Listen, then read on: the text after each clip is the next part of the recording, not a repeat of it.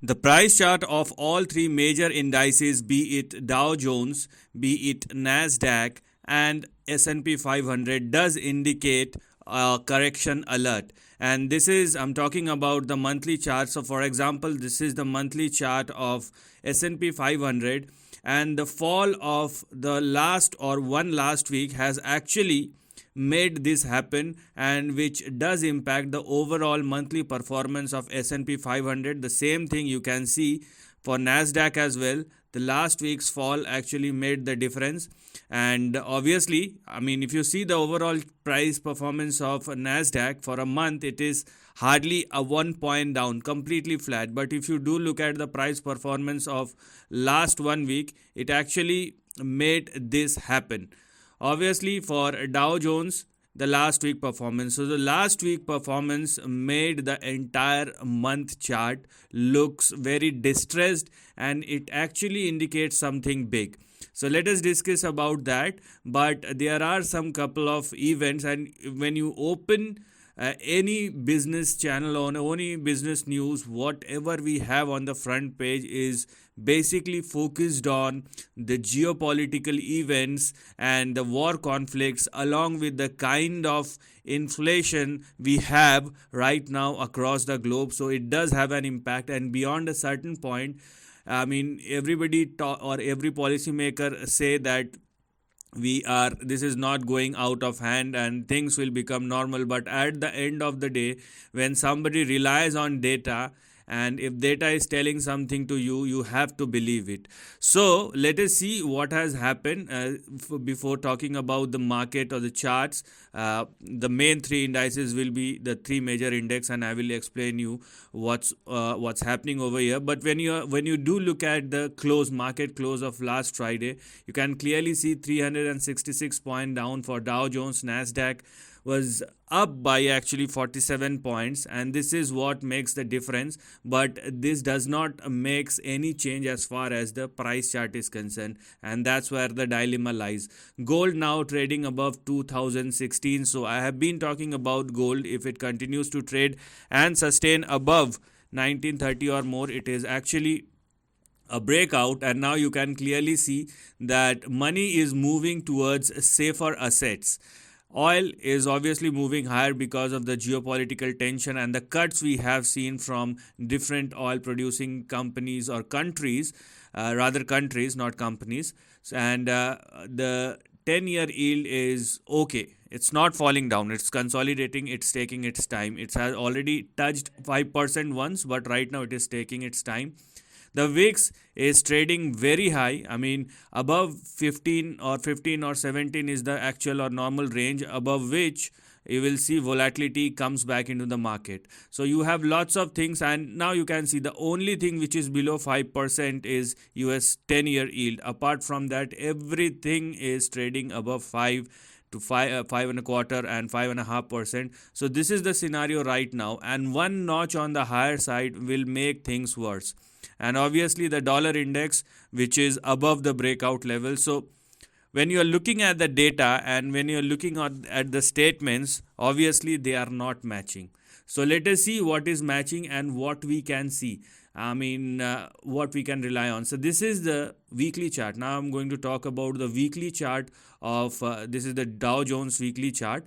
And understand that when the weekly or monthly chart pattern get disturbed, it will take time. The patterns will evolve over a period of time in a longer term time frame. It's not going to happen, within 1 or 2 days or within 1 or 2 weeks, unless some very specific events are there, or which we can call those as black swan events. So when we are looking at Dow Jones, now this is very much active, that obviously it's we don't know what will be the pace of the price movement for Dow Jones, fast, medium or slow. But when you are looking at the trend, what we can see here is Dow Jones is actually trading in between a range where we have 37,000, 35,777 and 34,371. These were now your resistance level. And if Dow Jones continues to trade below 34,370, then obviously the next two big supports are 29,000 and 28,778. So in terms of percentage, if I consider 28,000 as my big support, then it is indicating a 10 or 11% correction for Dow Jones, which is a very conservative index, and a 10-11% is actually a decent correction, which we're gonna see if that happens, and that will take its own time, maybe couple of weeks, maybe couple of months. That will depend upon the price behavior. So it's not like a doomsday scenario, but market is indeed giving you a correction alert after this kind of price fall. There is a little bit of hope, but the problem is whether that hope will work out or not is highly questionable, because for that Dow Jones must surpass and sustain above 34,370. So the hope that I'm talking about is 31,550. But if it fall below 31,550, we have 29,700 and 28,780.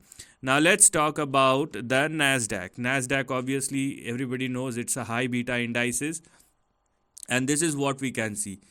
Even if I don't stretch the price chart of NASDAQ, or if I expect it to retest its previous low or recent low, I am not expecting something big or out of the box, because you can clearly see the correction that has already been started.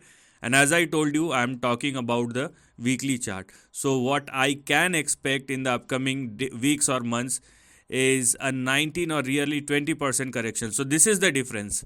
This is where the difference lies. Okay, you can clearly see Dow Jones is indicating 10% and NASDAQ is indicating nearly 19.85, which means nearly 20%. So it's double the correction. And that's where both the risk and volatility rise, because when NASDAQ moves, it moves with some very big leaps and bounces, and the same thing happens on the downside. So what does NASDAQ indicates, and this has happened because NASDAQ started trading below this level, which was your previous resistance level, and now will work as a resistance level. So below 13,330, what we have for NASDAQ is 10,220 and 10,126. So this is what one can expect in NASDAQ. And when we do talk about the S&P 500, which is a combination of both, but more inclined towards the NASDAQ because of the huge or humongous companies and because of their market cap or the weightage. So what one can expect, and just remember one thing, whatever I am talking about is specifically because of the trend which we can see, and more than that, this is not like a doomsday scenario. A 10 or 20% correction is a mere correction or very normal correction which we can expect in any market after such a humongous rise. But what will happen with individual stock, that's where the problem lies, and you can clearly see a 14-15% kind of correction. So because it's a culmination of both Dow Jones and NASDAQ majorly, so you can see the same thing, that because S&P 500 is trading below 4,800 and below 4,600, what one can expect as far as the next big support are 3649 or 3,500. That's where your biggest support level lies.